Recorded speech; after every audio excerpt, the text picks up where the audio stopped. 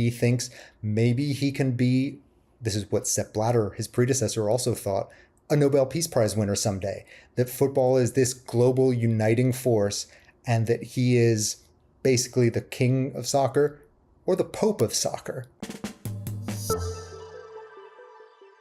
Hi, everybody, and welcome to Here's the Scoop from NBC News. I'm Yasmin Vasugian. So you're probably wondering, who's the Pope of soccer? Who's the king of soccer? So we are talking today about Gianni Infantino. He's the president of FIFA, and wondering how it is he's had 9 lives as the head of FIFA and all the controversy surrounding it. My guest on the show today believes, though, he is still the king of soccer in spite of it all. Also, we're taking a look at water rationing in Puerto Rico. Around 200,000 customers or so are going to be affected by this around the San Juan and in the San Juan area. I spoke to an investigative journalist on the ground there and someone who's being affected.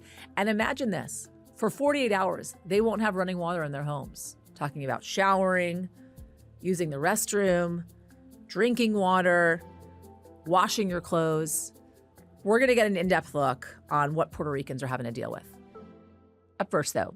So it's been about a week since the president said he called off a quote unquote major military operation in Iran. He said at the time that the perimeters of a deal had been reached, which would include reopening the Strait of Hormuz and an end to Iran's nuclear threat. But no deal as of this moment has come to fruition, and the U.S. is not a part of talks to reopen the Strait of Hormuz. Those are actually happening between Iran and Oman. And inside the Trump administration, tensions and tempers are rising, a reporting indicating that Trump is exasperated with his officials and aides about the war, frustrated by a shortfall in weapons, and even threatened to fire a top DoD official. So I want to bring in Courtney Kube. She is our NBC News senior national security correspondent. Hi, Court. Hi, Yaz. So you and I often have these talks in which we meet on this podcast and we talk about, is there a deal or is there no deal? And it's not a game show. It's real life. So where are we? Is there a deal? Is there no deal? What is the progress on this? Or is this just another negotiating tactic as we've seen in the past? It's just, at this point, it's just not clear. The president's been talking about being very close to a deal for literally months now. The problem is there's one big sticking point, and that is the quote unquote control over the Strait of Hormuz, whatever that means, because that's not even really been defined for us.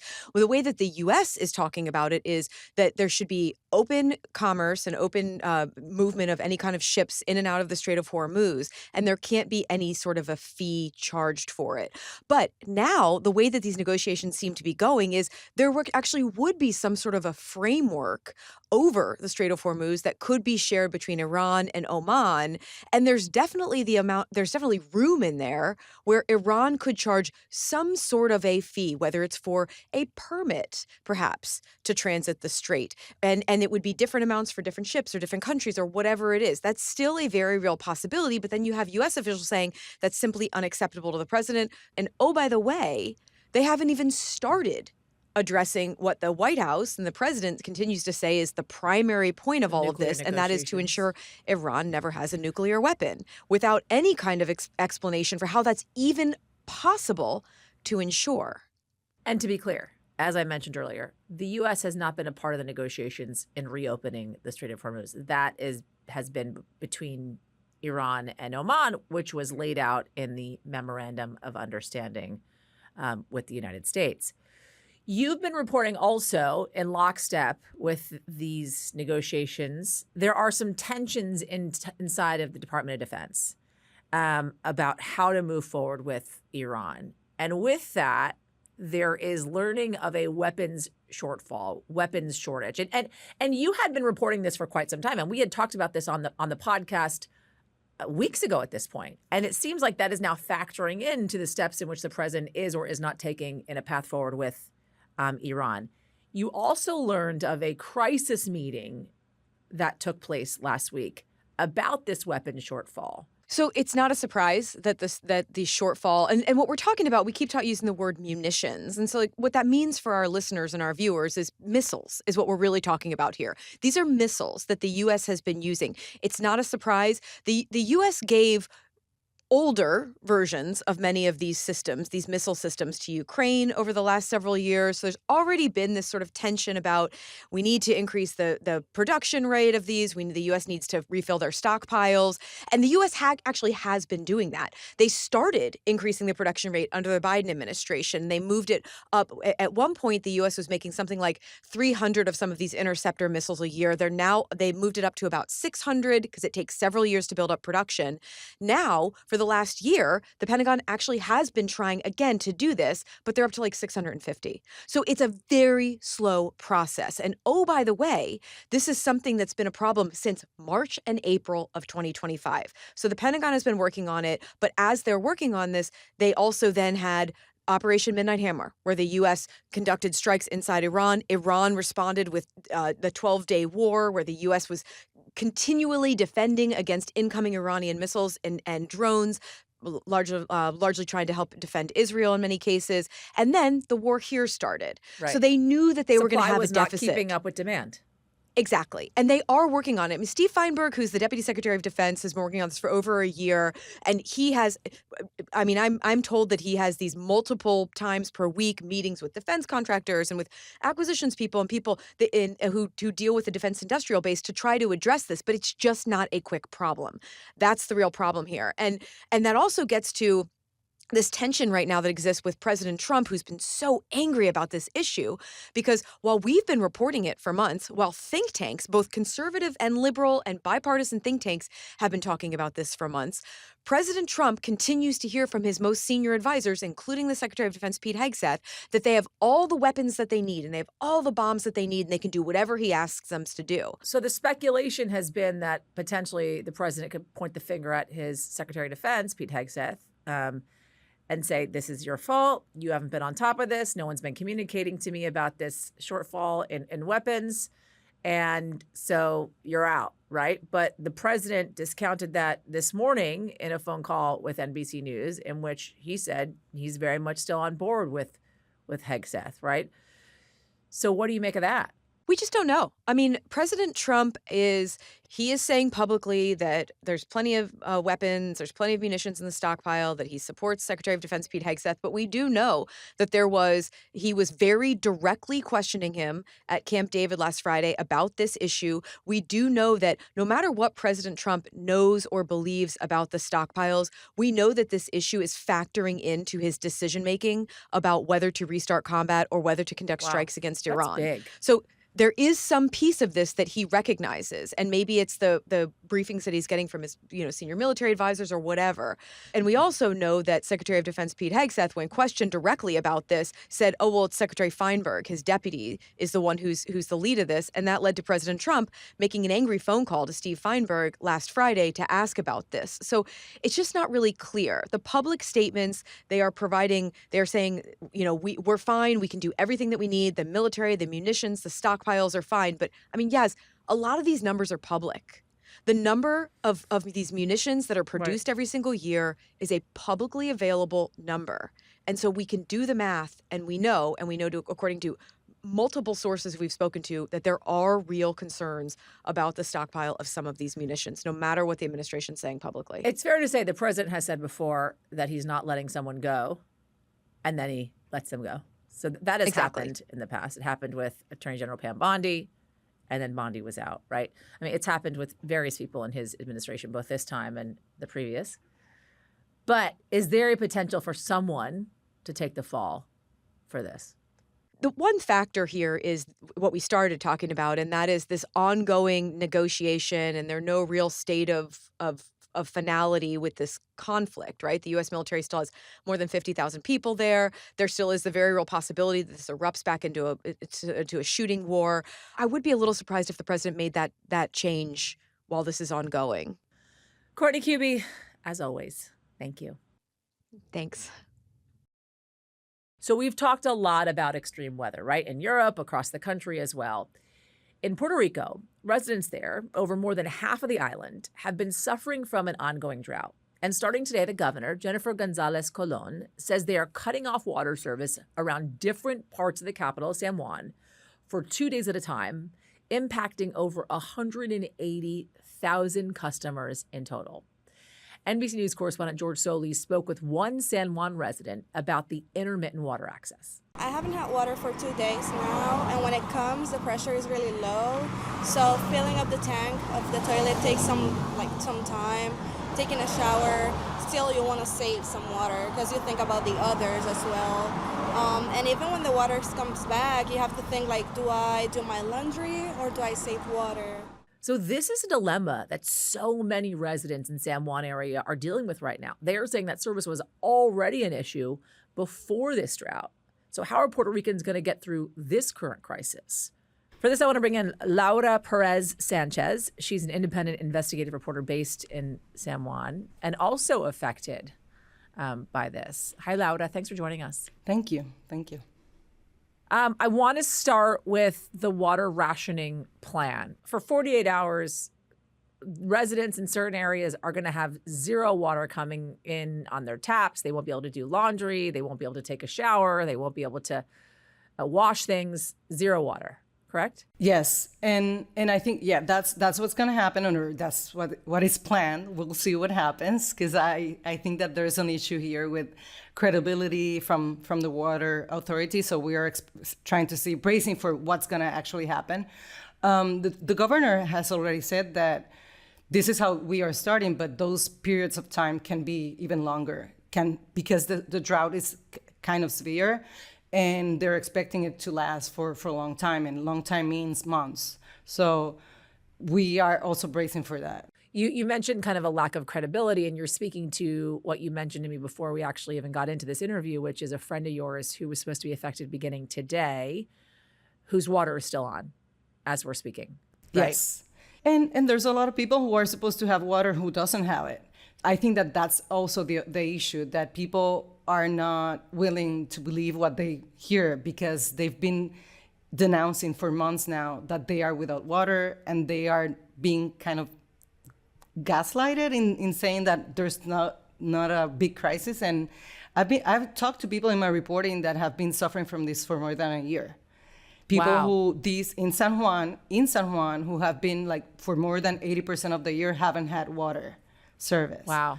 So the thing is that the drought has come like kind of like an excuse to explain a broader crisis with the infrastructure, water infrastructure and service. So let's talk, Laura, about the broader crisis, right? Because yes, we're talking about the drought right now, but you mentioned this broader crisis.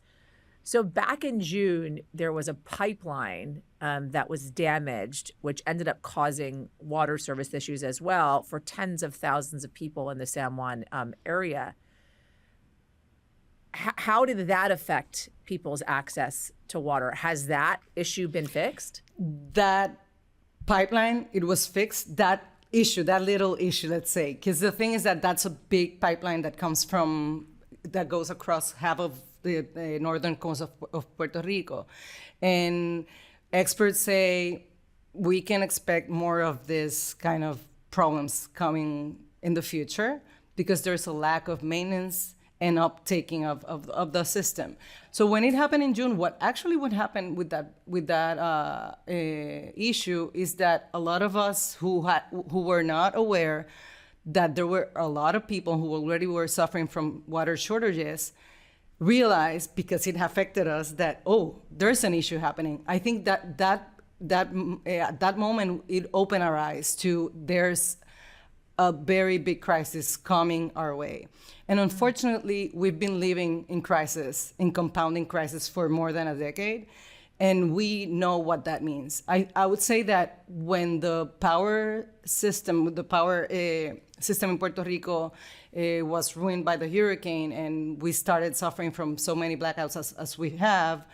You're talking about Hurricane Maria. Hurricane Maria, yes.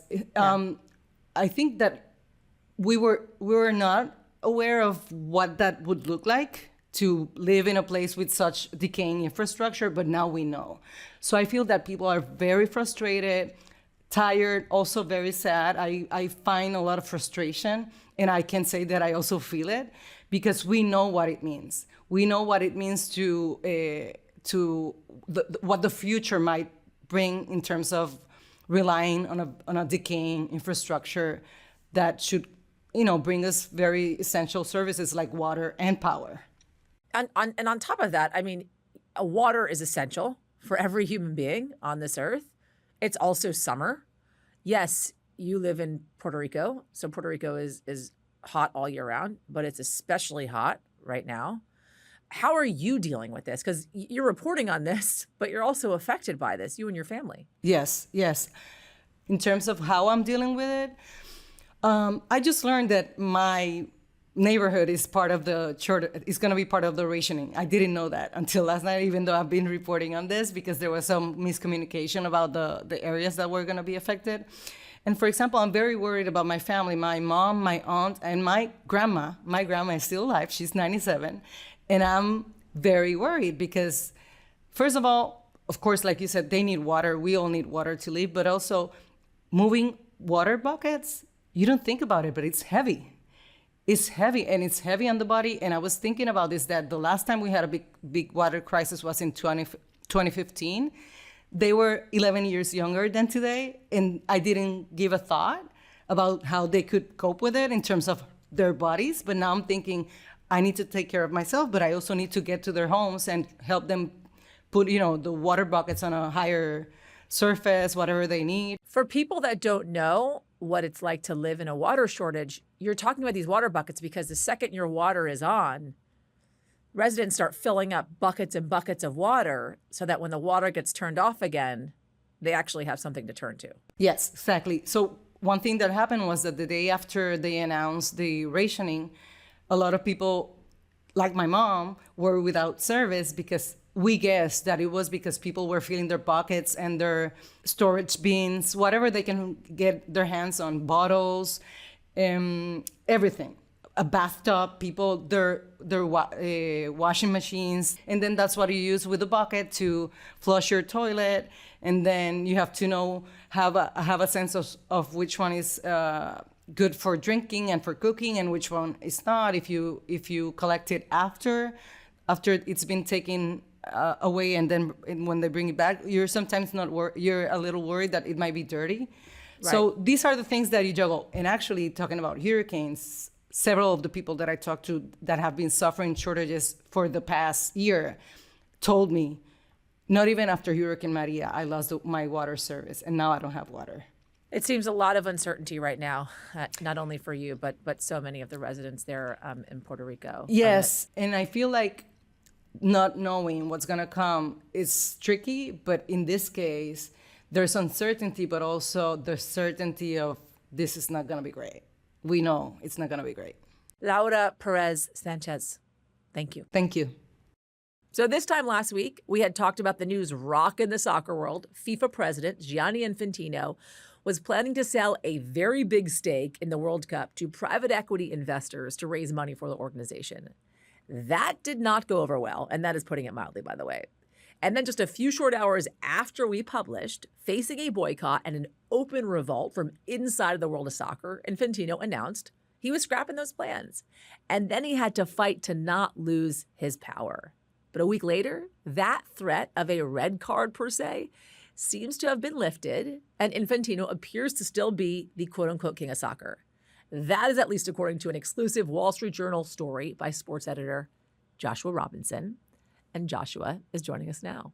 Hi, Joshua. Hi, thanks for having me. It's great to have you. So I kind of walked through the timeline of this whole thing, right? Just a couple of weeks ago, Gianni Infantino, he was riding high, right? The World Cup was this huge success. Everything was kind of riding along smoothly. And then he presents this plan, selling off part of FIFA to private equity. Many freak out about that. Take us through the last few weeks. You did a great job of it because there have been so many twists in this story since, the day Infantino handed over the World Cup to Spain. This plan, FIFA Forward Enterprise is what they called it. First of all, to spin off FIFA's commercial operations and then sell a portion of that to private equity was roundly lambasted. But that was really only the straw that broke the camel's back. FIFA, people inside FIFA, people around the 211 member associations that make up this organization have been quietly turning on Infantino for about a year. And this goes back to things like Infantino inventing the FIFA Peace Prize so that he could give it to President Trump. Right. This goes back to Infantino showing up late for his own FIFA Congress, which is like the FIFA General Assembly, because he was traveling in the Middle East with Trump. He has siloed everything. He makes unilateral decisions. And there is a kind of feeling of chaos inside FIFA because a lot of the time the left hand doesn't know what the right hand is doing. And the right hand is Gianni Infantino. When he scraps this plan of selling off part of FIFA to this private equity, there are still those that say we still want him out, right? Yeah. Who are those people? I think for a lot of the soccer world, led in part by UEFA, which is European soccer's governing body, they've been at loggerheads with FIFA for years. Who were the first to protest this plan that Infantino had presented? They were the first to protest and threatened to boycott the World Cup. And by the way, even with all the reversals we've had in the past week, they doubled down on their boycott. So then this week he convened an emergency meeting for the senior staff in Morocco, right? Yes. Where you say the revolt was squashed. Yes. What happened? Well, this is a bit of Gianni Infantino magic because in that room, and there were a few members of the senior staff who refused to go. And that includes people like Arsene Wenger, the director of global football development. But somehow in that room, over a meeting that lasted roughly 7 hours, he convinced the senior staff to fall into line. He promised to apologize. He promised to consult them more. He promised radical transparency in a way that has not existed. And I think convinced everyone in that room that not turning over the entire organization right now was the best thing for it. You know, some of the criticism that you talked about had a lot to do with President Trump. How much has that been a stain on Infantino's reputation in that he has waded in a way so far into not just politics, but American politics that at times seems very divisive right now? Yeah, I think it's been front and center for a lot of people back in Zurich at FIFA HQ. You know, FIFA is a decidedly apolitical organization, except when Infantino seems to be around Trump. They've had several head-to-head meetings alone in the Oval Office. And when the Fuller and Balogun incident happened, that's the red card to the U.S. player that had him suspended for the next game, but was then delayed and allowed him to play. That started with a call directly from President Trump to Infantino asking him to review the call. And that, for a lot of people, was the red line. It's become pretty clear over the past decades since Infantino became FIFA president that he really enjoys proximity to power. He sees himself as a global statesman and that he belongs in those rooms, that he thinks maybe he can be, this is what Sepp Blatter, his predecessor, also thought, a Nobel Peace Prize winner someday, that football is this global uniting force and that he is basically the king of soccer or the Pope of soccer. I mean, he is one of these people who considers himself to operate in those spheres. So is that a part of his continued success in remaining atop FIFA? That's definitely part of it, but there's another mechanism at play here. And you have to understand that FIFA is a democracy and run by the 211 members. That's every country that plays soccer in the world. More members than the UN, by the way. And every one of those countries gets the same vote. And FIFA's main purpose, its main lever of power, is distributing the $15 billion, for instance, that it made from this past World Cup to all of these member associations, nominally to develop soccer. You know, they apply for the money, they get it, and they build stadiums, and they build pitches, and they train coaches. Huge for a lot of these small countries. Exactly. And by the way, with the FFE project, he was promising up to $40 million to every single member association. The FFE project is the private equity project. Yes. Yeah. That is a great way to keep voters in line. So is Gianni Infantino still the king of soccer in your mind? He is, but the king faces an election next March. And no one is running against him yet.